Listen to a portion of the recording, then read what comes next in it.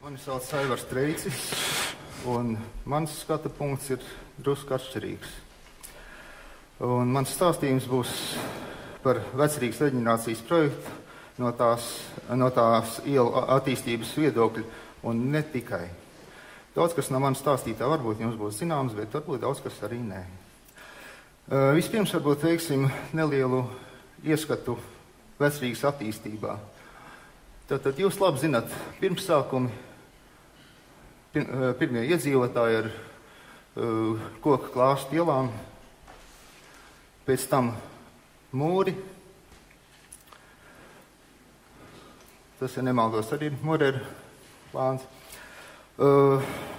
Un tālāk jau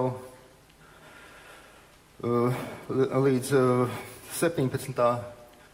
gadsimta laikam Rīgas pilsētas ielu tīkls pamazām nostabilizējās, pakārtojoties nocietinājumu sistēmām. Un tāds viņš ir lielā mērā saglabājies arī šodien. Toties pamazām starp galvenajiem ceļiem sāk attīstīties priekšpilsētas. Attīstību ierobežojošie faktori, ko noteica fortifikācijas prasības, pakāpeniski tomēr pilsoņu dārzs pārveidoja par pastāvīgu apbūvi, un būtiski ietekmi bija plosa tiltu izbūvēi. Palisādes sistēmas un grāvi tomēr neaturēja kapitālismu attīstību, un kā arī tas, kā ieroču attīstība noteica pilsētas veidošanos. 1812. gada priekšpilsētu nodedzināšana bija iespēja Paulučī laikā šo priekšpilsētas attīstīt tālāk.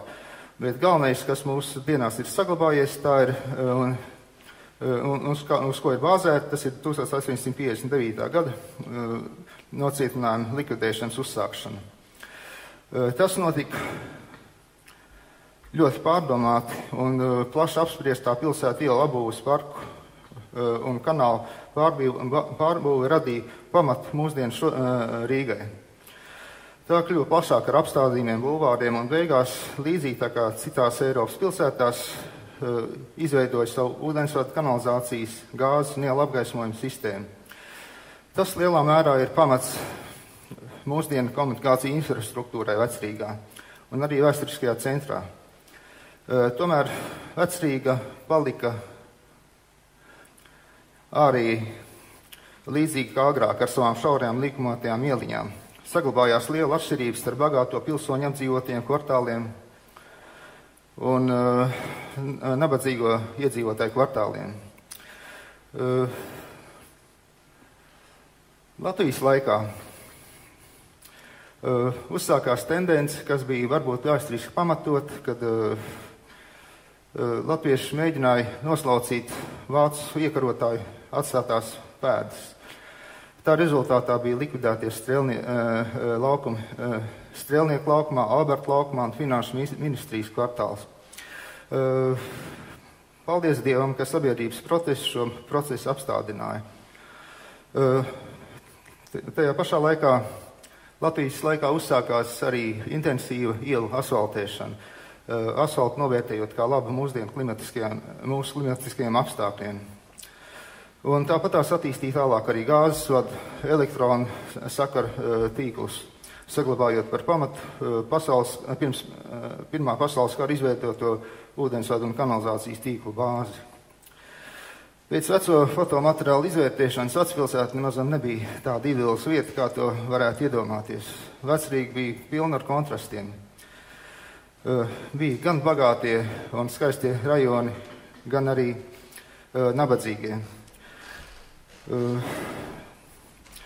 Ja mēs vērtējam reģenerācijas projektu no tā laika apstākļiem, tad mums jāņem to kontekstā ar visu, kas notika tajā laikā. Tas bija restaurācijas institūts un restaurācijas pārvalde, kur ieguldīja milzīgu darbu, kas ir pamatā mūsdienu attīstībai, vēsturiskajās izpētēs un pieminekļu konservēšanā. Uzsākās Un būtībā turpinājās arheoloģisko izrakumu plānveidīga veikšana. Liela nozīme bija podu restauratoriem. Un kas ir galvenais, kad Vecrīga tika izveidota kā monolīts kultūras un vēstures piemineklis, cenšoties to saglabāt tādu autentisku. Būtiski bija inteliģents ietekme uz varas varas domāšanu, un tā rezultātā radās atmodas laika un kultūras fonda radītās aktivitātes.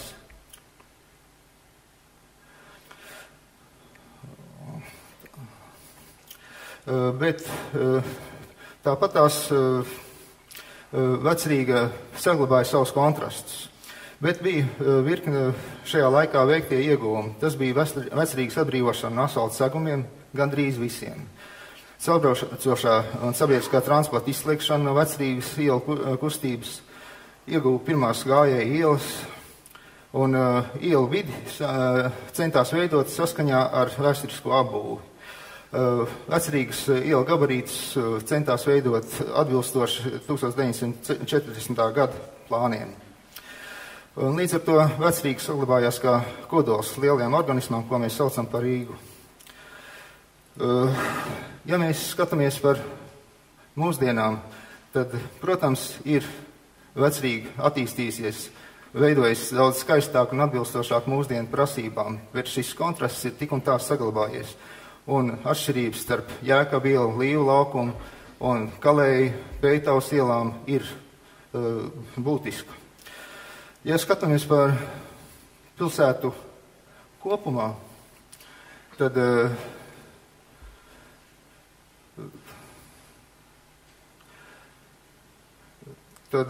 jāņem vērā to, ka liela virkne pilsētas aizsargājumās teritorijas liekas, ka tiek aizsargāts vairāk uz papīra nekā reāli dabā. Un daudz, kas ir saglabājies līdz mūsu dienām, nezinu, vai mūsu mazbērniem būs iespējams parādīt.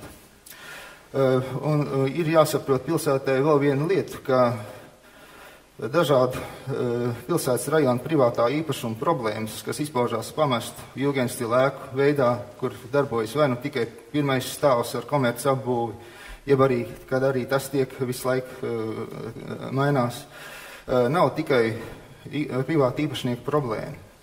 Tās ir pilsētas problēmas nesaņemt nodokļu veidā un depresīvu rajonu veidā. Vēl viena lieta, kas būtu jāņem vērā, ka pilsētai beidzot ir jāsāk izprast un izvērtēt arī tās priekšpilsētu attīstības iespējas. Tajās ir ļoti daudz kas skaists un interesants, kas nebūs nekur citur, un tikai šajās vietās. Savā ziņā ir labas šīs aktivitātes, kas notiek ar Kalnciem, Tirdziņu, Mieru ielu, Hospitāļu ielu, Latgales priekšpilsētas izpildu direkcijas aktivitātes, tāda pērle kā Ziemeļblāzma.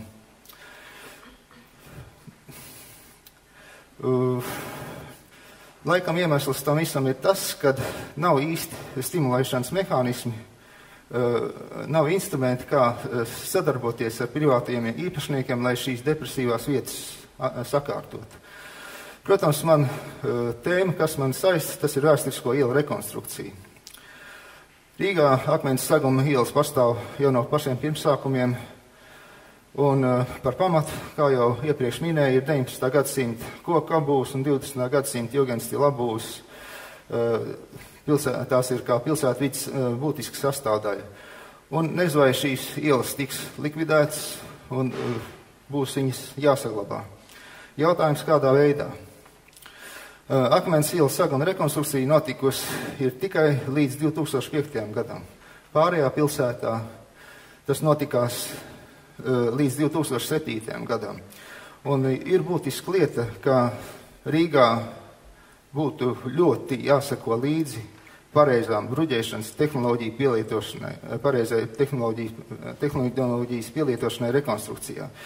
Diemžēl augstskolā un vidējās speciālās iestādēs to vairs nemāca, un tā rezultāts ir gan nekvalitatīvi bruģētas ielas, nezinoša būvuzraudzība un nekvalitatīva nolikuma izstrādāšana. Te varētu izvērtēt, kā notiek mūsdienās gan teorija, gan praksa, kā tas sasaucās kopā. Ir daudz dažādu pētījumu, daudz labu dokumenti, kuri būtībā paliek vēlējumi rekomendējošā statusā bez mehānismu un finansējumu to ieviešanai. Lai gan ir labā lieta, ka mums ir mūsdienās plašas iespējas pārņemt citu pasaules pilsētu labāko pieredzi. Bet praksē, diemžēl, ir tā, ka visu nosaka šoreiz resoru atbildības loks, viņa atsevišķā plānošana un finansējums, un šie pilsētas attīstības plāni viņiem nav saistoši. Otrs rezultāts ir pilsētas novecojošie komunikāciju tīkli, kam rezultāts ir ielu saguma kvalitāte. Nākošais, ja runājam par komunikācijām, ir gan vecrīgā, gan vēsturiskajā centrā neesošā lietas kanalizācijas sistēma, kas ir pa pamatu, lai traucētu normālu arī nekustamā īpašuma attīstību. Tātad pēc iedzīvotāju aptaujām secinājums bija, ka viens no lielākajiem trūkumiem pilsētā ir saguma kvalitāte, kas ir sekas. Ja mēs runājam par mehānismu, kā šo visu lietu sakārtot, tad varbūt ir vērts apstāties pie tā, kāds būtu vajadzīgs mehānisms, lai veidot gan stratēģiju, gan taktiku. Tātad, kā jau minēju, Rīgas centrālā daļā pazemes komunikācijas kalpo no 20. gadsimta sākuma, kad izbūvēja centralizēto ūdensvadu un kanalizāciju. Ir pagājuši 100 gadi, un ir pienācis laiks sagatavot pamatu Rīgas tālākai pilsētvides modernai attīstībai, izveidojot atbilstošu infrastruktūru, kas atbilst mūsdienu prasībām. Un to iespējams varētu sākt ar Rīgas vēsturiskā centra tematiskā plānojuma izstrādāšanu, kas paredzēts tagad no 2015. līdz 30. gadam, tā ietvaros, kur ir pienācis laiks izstrādāt un sākt sekojoši arī realizēt. To varētu saukt arī par ielu revitalizāciju. Jautājums, kā to pareizāk izdarīt. Vispirms, pilsētā ir jābūt organizācijai, kas izpēta, plāno, apspriež, finansē, ievieš, kontrolē attīstības plānu realizāciju dzīvē. Pēc tam sekot tam līdzi, kā ieviestie jauninājumi ietekmē iedzīvotāju dzīves līmeni un veic radušos problēmu apzināšanu un meklē tam risinājumu. Ja pastāstās pēc nolikuma, tad ir viena organizācija, kur arī Rīgā ir, un tas ir pilsētas attīstības departaments. Jautājums, ko vajadzētu darīt?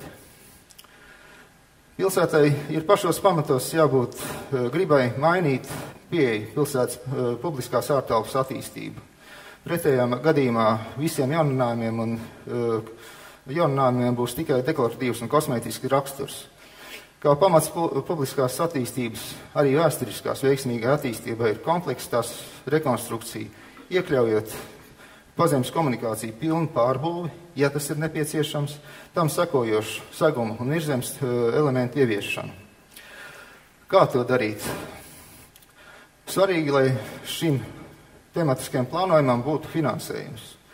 Tur ir 2 varianti. Vai tas ir vietējais, vai arī tas ir Eiropas Savienības struktūra fonda finansējums. Kā pirmais solis varētu būt šīs programmas apspriešana, koordinēšana ar komunikāciju tīklu turētājiem un citām iesaistītām organizācijām, kas ir atbildīgas par kvalitātes uzlabošanu. Prioritāri būtu jāizveido prioritāri rekonstruējamo ielu sarakstu, kuram varētu sagatavoties ko varētu veidot kā programmu 5 gadu garumā, lai visas iesaistītās puses varētu paredzēt tam finansējumu. Pēc tam varētu būt arī mehānisms, kā neļaut šajās ielās veikt kādas avārijas un jaunos lauzumus. Ja organizācijas būs savus plāns iekļaujas iekšā šajā rekonstrukcijā, tad vairāk šādām problēmām nevajadzētu atkārtoties. Tur ir viena neliela problēma, ka ja katra komunikācija organizācija darīs to savas kompetences ietveros, tad tas varbūt notikt arī haotiski. Bet ir tāda laba lieta, kā pilsētas komunikācija trusts piesaist, ko veids būvvalde. Būtu ieteicams šo ielu rekonstrukciju veikt vienlaicīgi gan ar komunikāciju, gan ar ielas rekonstrukcijas laiku. Pretējā gadījumā būs sagaidām liela iedzīvotāja neapmierinātība. Ja tiek izmantot Eiropas struktūra fonda līdzekļi, tad laikam pilsētas attīstības departamentam būtu vajadzētu tai organizācijai, kas ir gan pasūtītājs, gan arī nodarbojas ar realizāciju. Bet šeit arī ir viena maza problēma, ko būtu attīstības departamentam jādomā. Šajā ziņā ir problēma tajā ziņā, ka attīstības departamenta rīcībā nav komandas, kas nodarbotos ar tehniskām lietām un transporta attīstību. Citās pilsētās šādi inženieru biroji pastāv, un viņi nodarbojas tieši ar šī pamata sagatavošanu, lai tālāk varētu attīstīties virzemes pilsētu vidi.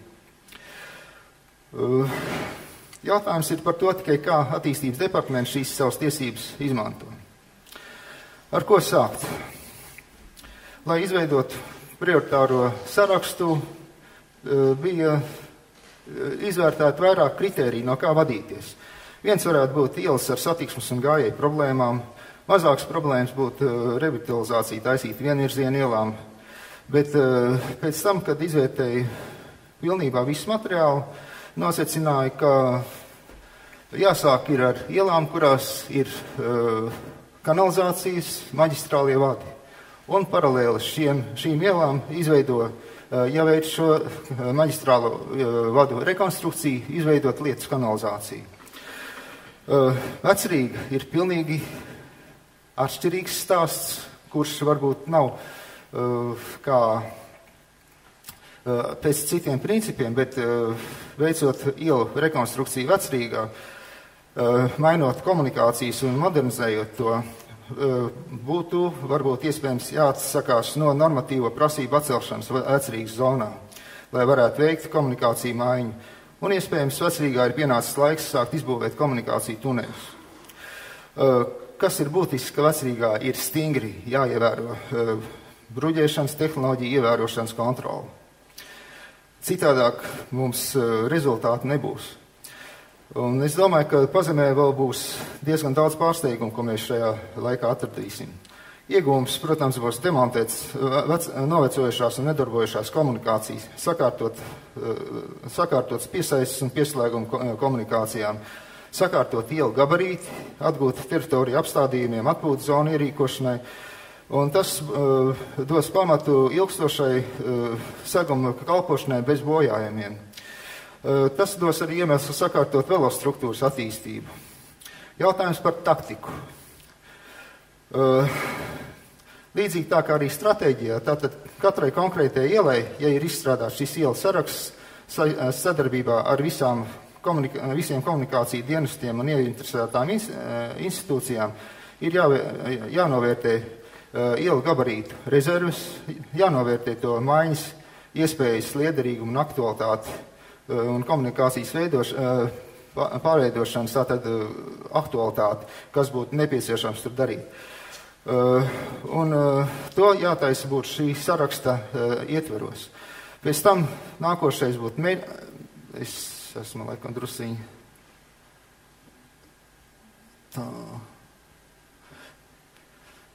drusiņi aizskrējies pa priekšu. Tātad nākošais, tātad metodiski realizējot šo ielu sarakstu, tad es ziņā. Jā. Varētu sākt kaut vai ar vienu ielu, ko veidot kā skeleta zaru, kaut arī tie varētu būt ar vairāki zari, un no tā atzaroties plašumā. Saulaicīgi vajadzētu laicīgi izskaidrot cilvēkiem veicamo darbu būtību, sniegt informāciju par gaidāmo rezultātu. Tiklīdz šie priekšdarbi vairs būs veikti, vairs nepastāvēs problēmas ielas sakārtošanā mūsdienu prasībām un tiks veidots pamats privātajai iniciatīvai Gruntsgabalu robežās. Vēl viena būtiska lieta ir, ka ir nepieciešams veidot sadarbību ar ēku un zemi īpašniekiem, izmantojot finansiālos atvieglojumus un līdzfinansējuma instrumentus konkrēti samilzušu problēmu risināšanai. Tā varētu būt arī privātā partnerība, lai risinātu jautājums par lielu autostāvvietu izvietošanu Gruntsgabalos, atpūtas zonu, zaļo koridoru veidošanu neapbūvētajās kvartāla teritorijās. Un paralēli būtu arī jāveic šīs programmas reklamēšana un sabiedrības iesaistīšana tās realizēšanā. Kas ir būtiski? Jāveic stingru kontroli šo prasību izpildē. Un faktiski arī jānes atbildība par to, kā šī programma tiek realizēta.